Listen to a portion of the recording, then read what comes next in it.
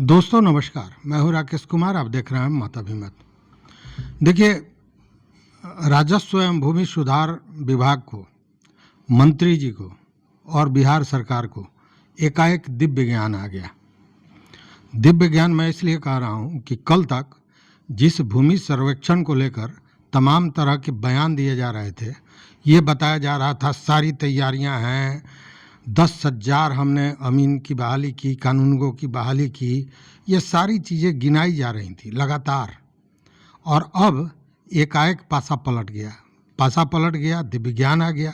और अब ये मंत्री महोदय खुद कह रहे हैं कि लोगों को तो दिक्कत है, कागज़ को इकट्ठा करने में दिक्कत हो रहा है, हमारे विभाग के लोग जो है सो गड़बड़ कर रहे हैं, परेशान कर रहे हैं। इसको लेकर हमने बैठक की और सारे लोगों को बता दिया है कि जनता के परेशानी न हो, इसकी चिंता कीजिए। ये तमाम बातें अब शुरू हो गई। देखिए, 1890 में अंग्रेज के जमाने में सीएस सर्वे का शुरुआत हुआ था और करीब 130 साल के बाद रिविजनल सर्वे बीच में हुआ, लेकिन 130 साल के बाद स्पेशल सर्वेक्षण का अभियान सरकार ने शुरू किया। और जब सर्वे की शुरुआत हुई है तो 62% लोग के पास, जिनके पास कागजात हैं, उनके अलावा करीब 38% लोग जिनको वंशावली की जरूरत है, जिनको खतियान की जरूरत है, आपस में बंटवारे की जरूरत है, उन लोगों को थोड़ा सा कागजात ढूंढने में, कागजात निकालने में परेशानी हो रही है। लेकिन सर्वे हो जाने के बाद बिहार के अंदर जमीन का भविष्य तय हो जाएगा और थाना में जो 60% मामला जमीन विवाद को लेकर, हत्या, मारपीट और विभिन्न घटना घटता है, थाना में 60% केस की संख्या कम हो जाएगी। और जो सिविल सूट, टाइटल सूट, दादा केस करता है और पोता को जजमेंट मिलता है, 15 साल 20 साल चलता है। जब सर्वे होकर डिजिटल हो जाएगा सारा पेपर, तो उनको भी कोई परेशानी नहीं होगी। लेकिन अभी जैसे सर्वे शुरू हुआ तो दो लोग को ज्यादा परेशानी हो रहा है। एक तो जमीन माफिया को, जो किसी का जमीन बेच के किसी के नाम पर रजिस्ट्री करवा देते थे, और दूसरा वैसे लोग जो 50,000 एकड़ जमीन पूरे बिहार का सरकारी जमीन को अतिक्रमण किए हुए हैं और अब उनको लगता है कि सर्वे होने पर उसका राज खुल जाएगा। सामान्य लोगों को सर्वे में भी काफी दिक्कत हो रहा है, क्योंकि राजस्व विभाग के कर्मचारी और सर्वे के अमीन जिस तरह से उनको मदद करना चाहिए उस तरह से मदद नहीं कर पा रहे। इसलिए हम अभी अपने आईएएस ऑफिसर को गांव में भेजकर ये पता लगवाए कि जनता को क्या क्या दिक्कत हो रहा है। तो मुझे मालूम हुआ कि जनता को कुछ कागजात या इंफॉर्मेशन, सूचना निकालने में राजस्व विभाग के कार्यालय में दिक्कत हो रहा है। मैंने फैसला, अभी हम 2-3 दिन के अंदर फैसला लेने वाले हैं, संजोग से सहरसा में ही। उसके बाद जब हमारा ये विचार हुआ है तो उसके बाद सहरसा में मैं पहले बार प्रेस से मिल रहा हूं। तो हमने ये विचार किया है कि हम जनता को 3 महीने का समय देंगे। जो सर्वे, आपको याद होगा कल हमने जो वीडियो बनाया था उसमें ये बताया था कि अभी वो नोटिफिकेशन की तरह तो नहीं आया है, लेकिन ये बताया गया था विभाग द्वारा, मंत्री द्वारा, कि कोई भी पदाधिकारी या कर्मचारी किसी भी जमीन के मालिक को या यूँ कहें रैयत को कोई भी कागज जमा करने के लिए दबाव नहीं बनाएगा। और वो बात देखिए आज सामने आ गई।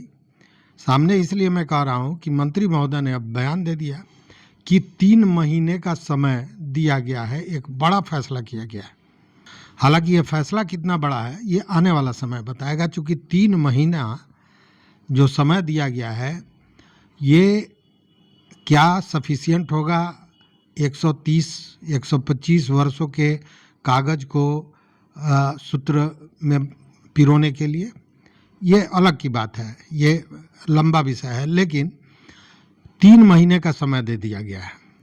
उसके पहले ये नहीं कहा गया कि जो डॉक्यूमेंट्स है, जितने भी डॉक्यूमेंट्स हैं, सरकारी डॉक्यूमेंट्स हैं जिसमें गड़बड़ियां हैं, उसकी सुधार भी इसी बीच कर ली जाए, इसकी चर्चा नहीं हुई। मैं ये इसलिए कह रहा हूँ कि याद होगा आपको 1890-95 से शुरू हुआ था कैडेस्ट्रल सर्वे अंग्रेज सरकार के समय, और वो सर्वे ज़्यादा सही था बनिस्पत जो बाद में रिवीजन सर्वे हुआ था उसके। चूँकि रिवीजन वाले सर्वे में बहुत सी गड़बड़ियाँ हैं जिसको सुधारा जाना चाहिए था, लेकिन नहीं सुधारा गया। और वो भी हर जगह सर्वे नहीं हुआ था, कहीं हुआ था, कहीं नहीं हुआ था, कहीं हुआ तो उसका गजट नहीं हुआ, इसलिए उसको माना नहीं जा सकता है। ये तमाम तरह की बातें थी। लेकिन अब जो बातें आ रही हैं उससे ये लग रहा है कि विभाग सीधे यू टर्न नहीं करके स्टेप बाय स्टेप पीछे की तरफ बढ़ रहा है। ये 3 महीने का समय दिया गया है। अगर विरोध चलता रहा तो ये मामला 3 महीने से भी बढ़ सकता है। मुझे जो लगता है, ये मैं आशंका ही व्यक्त कर सकता हूँ, ये कयास लगा सकता हूँ, इसलिए कि 3 महीने में सारे कागजात मिल जाएंगे, नहीं मिलेंगे, ये समझने वाली बात है।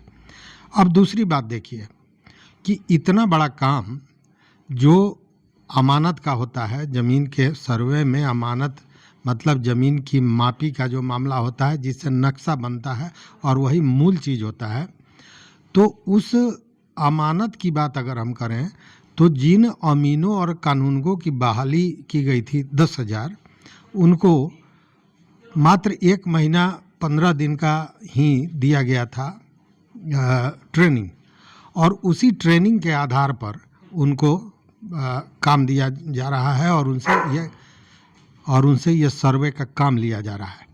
अब ज़रा आप सोचिए कि इतना बड़ा मामला, क्या 15 दिन के ट्रेनिंग से ये काम हो जाने वाला है? मुझे नहीं लगता है।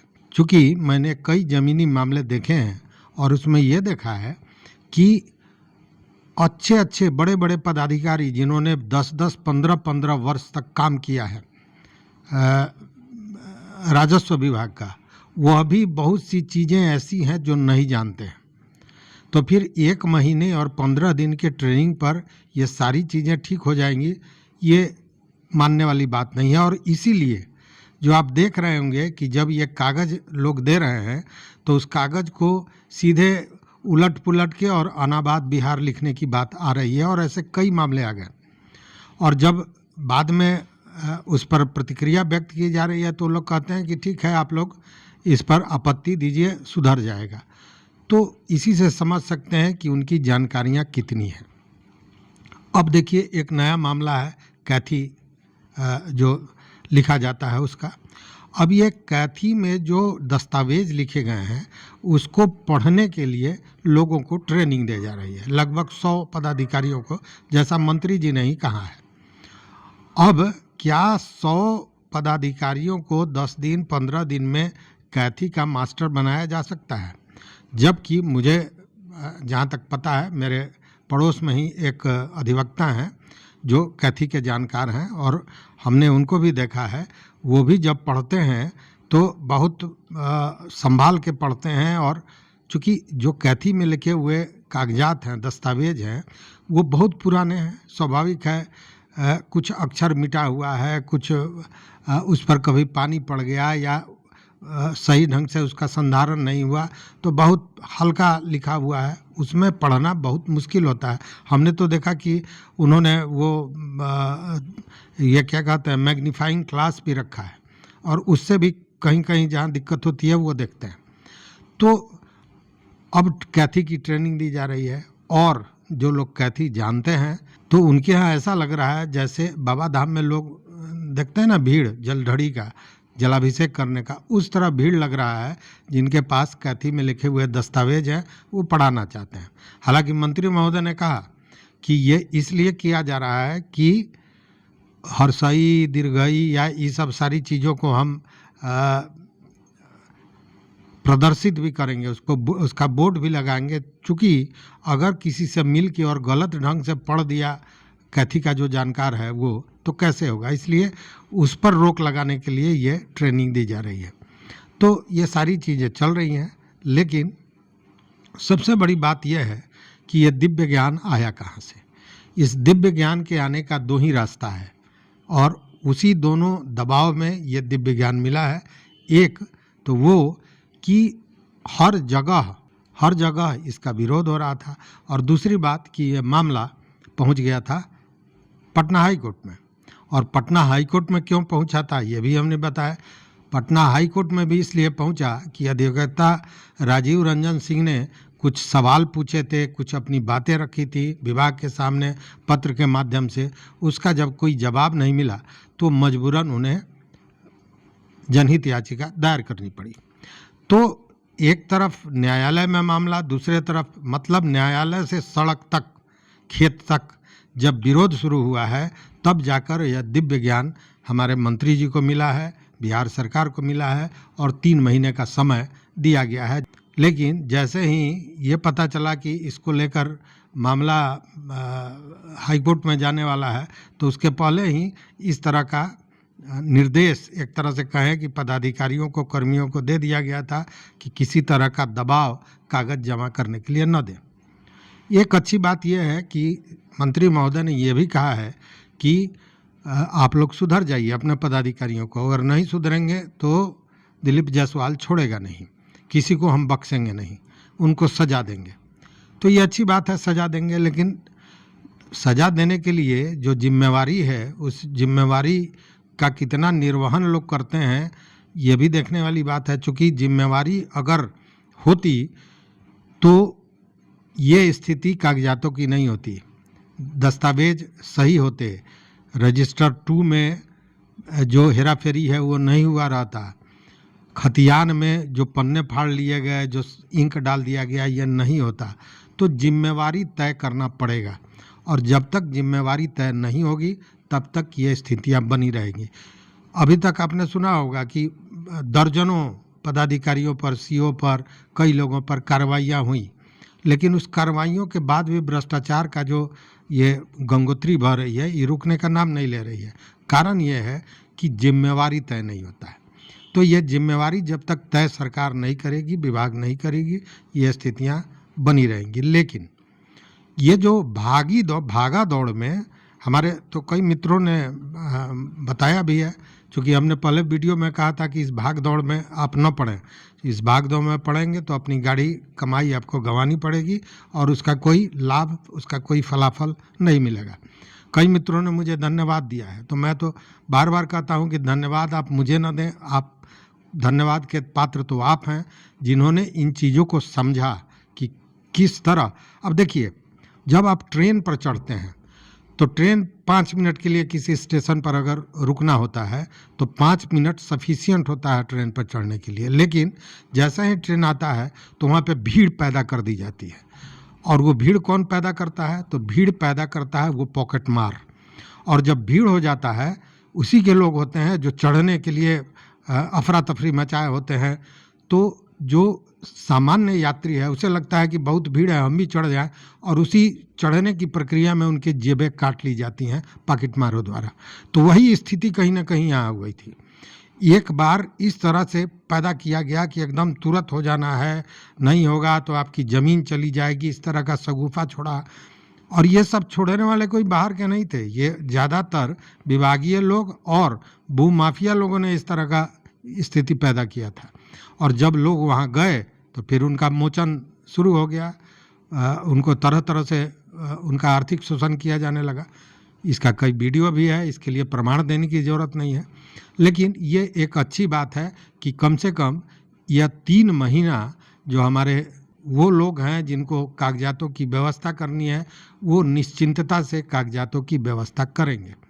3 महीना में सफिशिएंट समय होता है, मुझे लगता है कि आप कागजातों की व्यवस्था करें। और उसके बाद देखिए इसमें लाभ क्या होगा। लाभ ये था कि मेरे कई मित्रों ने बताया जो बाहर रहते हैं, कोई बेंगलुरु है, कोई पूना है, कोई कहीं है, तो उनका ये कहना है कि हम ये जो समय है इसमें हमको छुट्टी नहीं मिल पा रही है, हम करें तो क्या करें। तो हम एक तरह से कहें कि बगावत करके चले आए हैं, तो अब उसकी नौबत नहीं आएगी। 3 महीने का समय है, इसमें जब आपको मौका मिलता है आप अपने जगह पे आइए और कागजातों को दुरुस्त कर लीजिए, जमा कर दीजिए। 3 महीने का समय दिया गया है और ये जो दबाव बना है, जो हाईकोर्ट में मामला गया है और जो सोशल मीडिया ने इसकी आवाज़ उठाई है, इसी का फलाफल है। तो इस वीडियो में बस इतना ही। सरकार को दिव्य ज्ञान आ गया, इसके लिए सरकार को बधाई दिया जाना चाहिए।